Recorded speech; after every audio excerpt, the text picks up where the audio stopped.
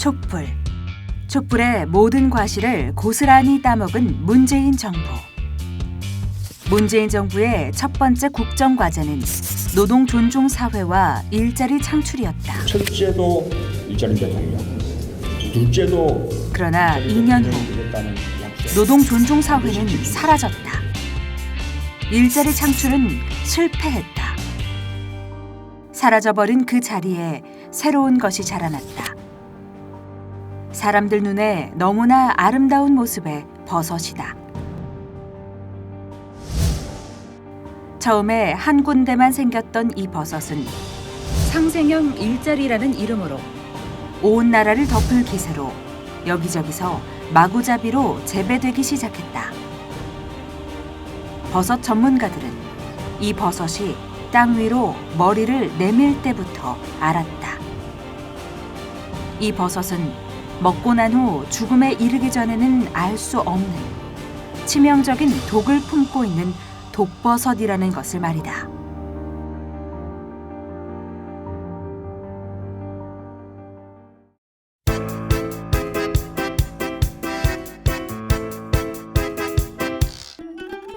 광주형 일자리의 시작은 선거 공약이었다. 광주 지역에 친환경 자동차 클러스터를 만든다는 것이다. 그러나 애초에 염두에 뒀던 현대자동차가 관심이 없자 이 프로젝트 자체가 흐지부지됐다. 다시 광주형 일자리라는 이름으로 우리 앞에 화려하게 나타난 것은 문재인 정부가 내건 제1국정과제 일자리 정책이 잘 안 풀리면서부터다.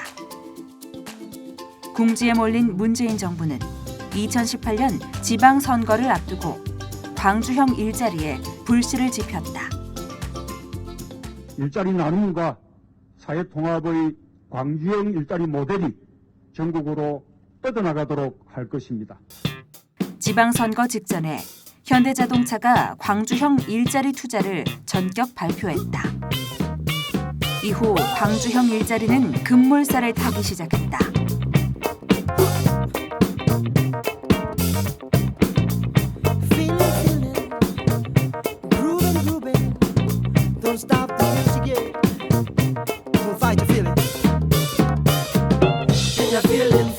광주시 노사민정협의회는 오늘 광주시와 현대차가 잠정 합의한 투자 협약안을 의결했습니다.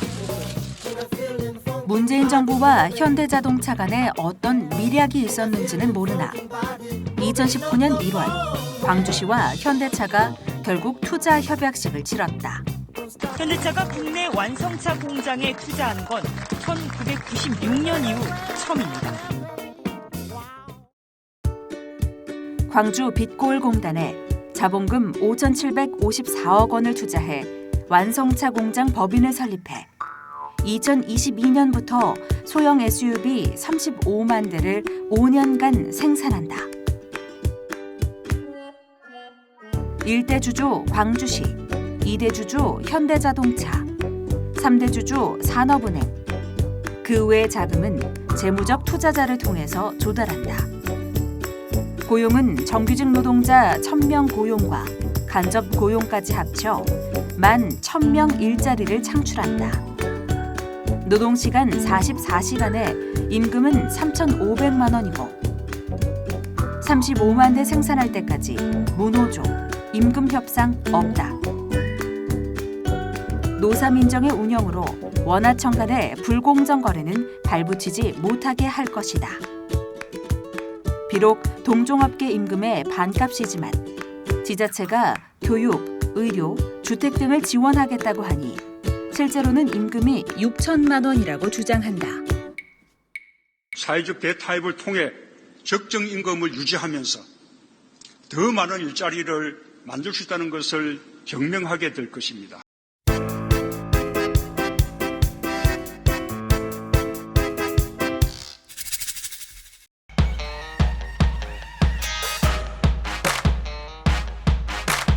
글로벌 자동차 산업이 최악의 위기를 맞고 있습니다.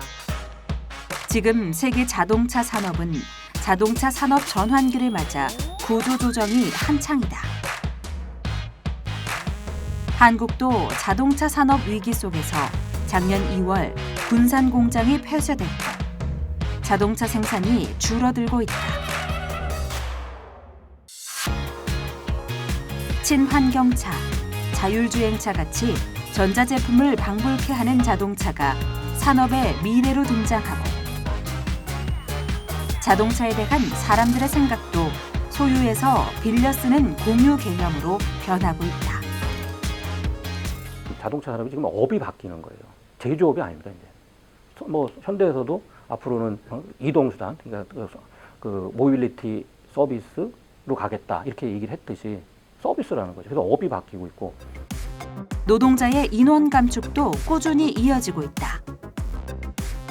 현대자동차나 기아자동차나 1년에 몇천 명씩 퇴직을 해서 공장에서 떠나고 있지만 정규직 채용을 하지 않는다. 단 한 명도 인원 충원을 하지 않아요.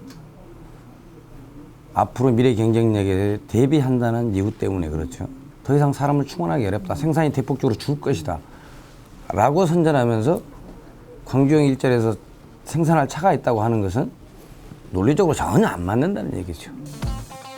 광주형 일자리에서 만든다는 경차 시장은 더 축소되고 있다. 최고 수준의 생산을 했던 2012년 20만 대를 넘긴 후 계속 줄어 2019년에는 10만 대로 쪼그라들었다. 설령 광주형 일자리에서 만든 경차가 한국의 경차 시장을 모조리 독차지한다고 해도 문제는 여전히 남는다. 뭐 경차 한 대 팔아가지고 15,000원이 남았네 대당 뭐 몇만 원이 남았네 하는 박리담의 수준에 있기 때문에 광주형 공차가 손익이라는 측면 이걸 들여다보면 나중에 실질적으로 도산이나 파산의 가능성이 좀 높은 상태라고 보여집니다.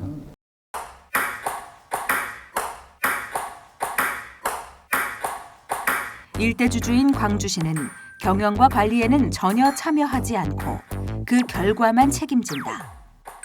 돈은 거의 않는 이대주주 현대자동차가 독자적으로 경영과 관리를 하는데 그 결과에 대해서는 책임지지 않는다. 현대차는 지분이라든지 이런 부분에서는 책임성은 상당히 약함에도 불구하고 실제적인 경영 책임은 굉장히 많이 지게 되는 이런 좀 불일치들이 보이는 거죠. 이런 소유 지배 구조하고 경영 구조는 사실 굉장히 역사상 유례가 없는 기업이에요. 그래서 이런 구조에서 기업이 정상적인 경영 활동이나 생산 활동 그리고 이제 기업 지배 구조가 작동할 수 있을까?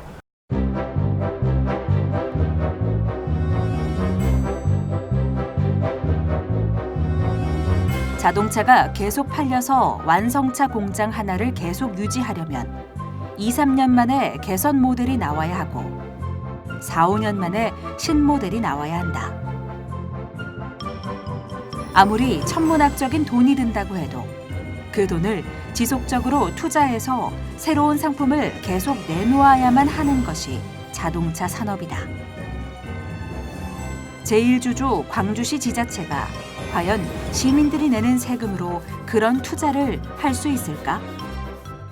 지자체나 국가에서 그렇게 투자할 수 있는 여력은 분명히 안 될 겁니다. 그러면 결국은 투자할 수 있는 건 정부의 산업은행 돈밖에 없을 거라고 봐지는데 산업은행이 무한정으로 자칫하다가 밑빠진 독에 물 붓는 꼴이 될 수밖에 없는 게 뻔히 보이거든요. 이 모델 자체는 산업 자체를 완전히 배제된 상태에서 무조건 일자리에만 포커스가 맞춰져 있어서 굉장히 위험한 모델이라는 걸 이미 알고 있는 사람도 알고 전문가들은 알고 있거든요. 제2주주인 현대자동차는 어떨까? 광주시와 현대자동차가 맺은 투자 협약서를 보면 현대자동차라는 거대 기업 입장에서는 껌값에 지나지 않는 돈을 투자하면서도 그 돈마저도 제일 나중에 입금하기로 합의했다. 문재인 정부의 설득에 현대자동차가 끌려오긴 했지만 여전히 한쪽 발은 살짝 문 밖에 내놓고 있는 꼴이다. 상황이 이렇게 돌아가자 지금 광주시는 처음에 아우토 5000 모델에서 위탁 경영 방식으로 방향을 살짝 틀고 있다. 아우토 5000 1번 방식이 아니라 그 위탁 경영 공장 방식을 계속 벤치마킹하기 시작했다는 거예요. 하청회사야. 그래서 물량 없어 문 닫는 거예요. 그러니까 그래서 지속 가능성이 불투명하다는 거예요. 지금 그래서 근데 문제는 이제 위탁 공장 경영하는 공장을 지금 2개를 둘러봤다는 거예요. 근데 그걸 모델로 하겠다는 거야 이제.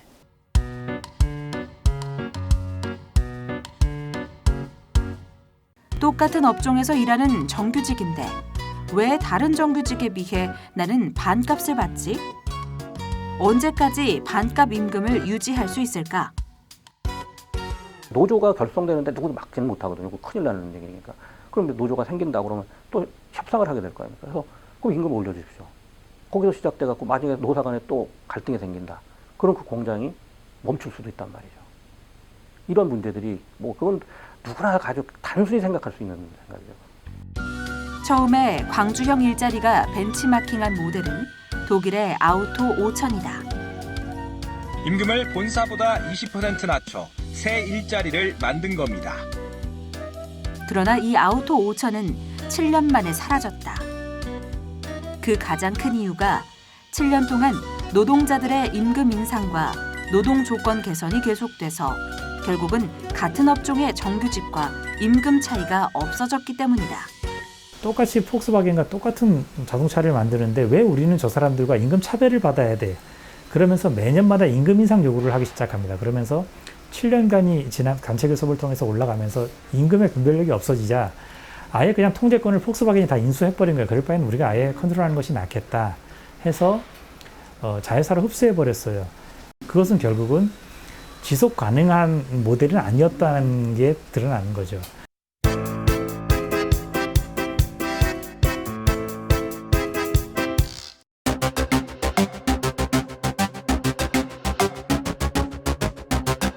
우리나라는 한국 GM 창원 공장, 서산의 동희 오토, 노동자들이 경차를 생산하고 있고 이 중에 일부는 이미 인원 감축과 고용 불안을 겪고 있다. 경차 시장이 줄어서다.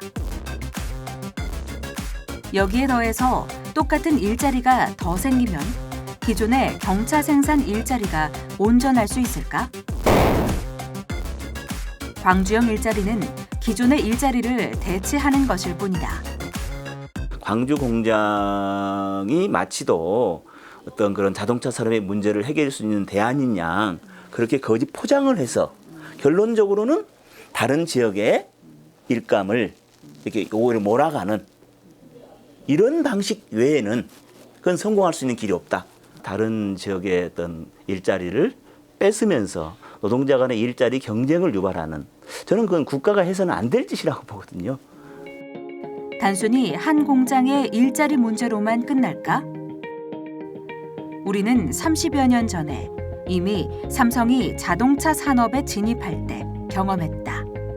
삼성자동차가 진입할 때 2000년대에 진입할 때 기존 완성사들이 반대 투쟁을 했습니다. 그런데 결국 그때 김영삼 정권 때 들어왔죠. 그래서 어떤 현상들이 일어났습니까? GM 대우가 쓰러졌고 그 다음에 쌍용이 쓰러지고 그럼 광주형 일자리에서 차가 만들어지면 똑같은 현상이다. 가장 치명적인 게 기아공차 소형차 시장이다.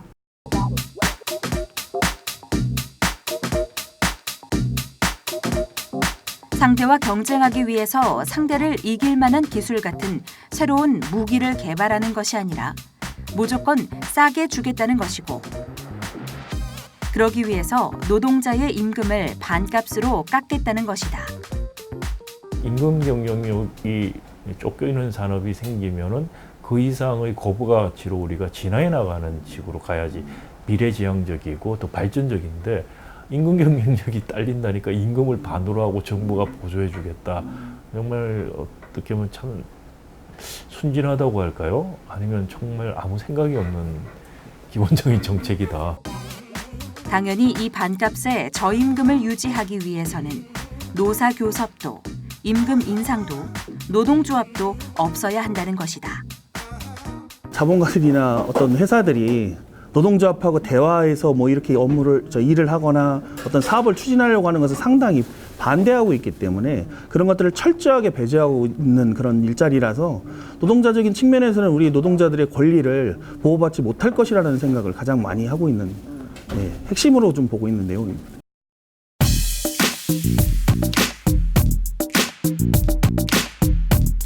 노조가 오늘 부분 사업을 시작으로 여름철 투쟁에 본격으로 착수합니다. 올해로 벌써 5년 연속입니다. 대기업 정규직 노동자가 투쟁을 하면 투쟁 이유가 무엇이든 간에 귀족 노동자라는 프레임을 씌워서 공격한다. 귀족 노동조합의 이기주의에 따가운 시선이 쏟아지고 있습니다. 이 귀족 노조로는 이제 민주노조와 민주노동운동을 공격하는 우리 사회의 강력한 이데올로기로 자리 잡았다. 귀족 노조로는 노무현 정부가 당시에 화물 철도 파업을 지나오면서 대통령 청와대가 주도해서 만들어낸 강력한 이데올로기입니다. 결정적으로 확산된 것은 이명박 박근혜 정부 10년 동안 귀족 노조론이 확산되었고, 오늘날에는 전 국민들이 민주노조 운동을 그 귀족 노조론에 기초해서 같이 할 수 없는 집단, 귀족 집단, 특권 집단, 폭력 집단 이렇게 규정짓는 가짜뉴스 일종의 그런 담론이 우리 사회를 지배하고 있습니다. 촛불 정부로 자임하고 노동 존중이 제일 국정과제라고 했던 문재인 정부가 광주형 일자리의 문제점을 비판하고 반대하는 민주노조 세력을 고비용 저효율을 조장하는 귀족노조 프레임을 씌워서 공격하고 있다. 프레임 전쟁이다. 이건 기존의 박근혜 정권까지는 고용시장, 노동의 유연성, 정리해고나 비정규직 제도나 이런 걸 만들어서 임금비를 착취하는 제도로 갔는데, 임금 유연성 정책으로 문재인 정권은 완전히 바뀌었다. 그걸 일자리 정책이라고 포장돼 있을 뿐이지 내용은 노동자들의 임금을 삭감하자. 그래서 최저임금, 탄력근로시간제, 그거에 저항하고 있는 노조를 무력화시키는 노동법 개혁, 여기까지 연결이 다 돼 있고. 촛불의 탈을 쓴 정부는 시계를 거꾸로 돌리고 있다. 마치 70년대 박정희 정권이냐, 노동자의 임금을 반으로 깎아서 선진국을 이기겠다는 시대착오적인 정책을 일자리 정책이라며 밀어붙이고 있다. 구조조정 노동정책 이런 거 같이 생각해서 해도 모자랄 판에 광주형 일자리 같은 걸 들고 나와서 이거를 푸시하고 그러면서 노정, 노사 갈등만 부추긴다는 것이 참으로 안타까운 것이죠. 그러니까 큰 흐름을 보지 못하고 정말 소화병적인 사고를 하면서 미래지향적이지 아니고 정말 과거 회귀적이고 아주 단순한 사고를 하고 있다. 참 안타깝다.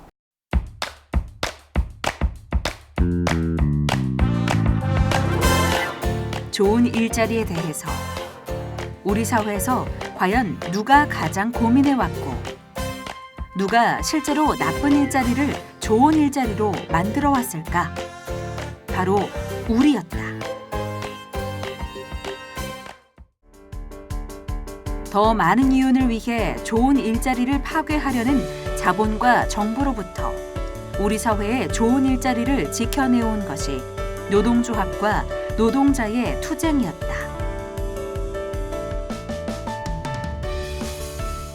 비정규직의 확대를 막고 정규직으로 채워내는 일, 지금 우리가 하고 있다.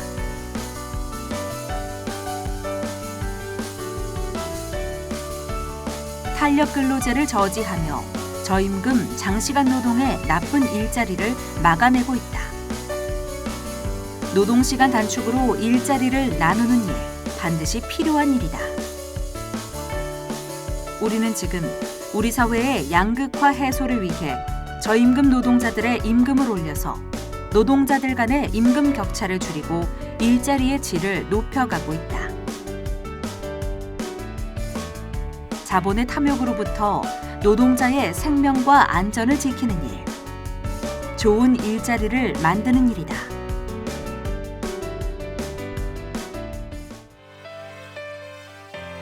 학교 비정규직 노동자들의 조직화와 투쟁으로 있는지조차 몰랐던 일자리가 점점 더 좋은 일자리가 되어가고 있다. 노동조합을 통한 임금 인상과 노동 조건 개선이 좋은 일자리다. 새롭게 생겨나는 사회보장 관련 일자리를 좋은 일자리로 만들어내는 투쟁도 함께 하고 있다. 노동조합의 사회보장 확대 최대 요구는 좋은 일자리를 만드는 일이다. 사회 전체가 만들어낸 부를 부당하게 독식하고 있는 재벌을 개혁하지 않고는 좋은 일자리 만들기는 공연불이다. 좋은 일자리가 만들어지려면 노동자의 입장에서 산업정책과 노동정책이 추진돼야 한다. 민주노총과 소속 산별연맹들은 좋은 일자리를 만들어내기 위한 노동조합의 정책적인 역량을 강화해 나가고 있다. 광주형 일자리 모델은 저임금을 강요하고 노동권을 제한하는 반노동적인 구시대적인 일자리 모델입니다. 민주노총은 광주형 일자리 모델을 보면서 노동권이 도리어 더 보장되고 좋은 일자리를 확산시키는 것이 매우 중요한 개혁과제라고 하는 것을 판단하고 있습니다. 그래서 이제 앞으로도 노동조합이 적극적으로 일자리 정책에 개입하고 또 그것을 정책을 개발하고 조합원과 같이 투쟁하는 그러한 실천 전략을 만들어가는 데 앞장서겠습니다. 좋은 일자리를 만들기 위해 지금 당장 우리가 무엇을 할 것인지 사실 우리는 알고 있다. 광주형 일자리라는 독버섯이 우리 사회로 번져나가지 않도록 막는 일, 바로 그 일이다. 우리만이 그 일을 할 수 있다. 그것부터 시작하자. 이것은 광주시를 살리는 것이 아니라 우리나라 자동차 산업을 살아있는 것입니다. 우리 이 자리가 역사의 한 장면이 연속했습니다.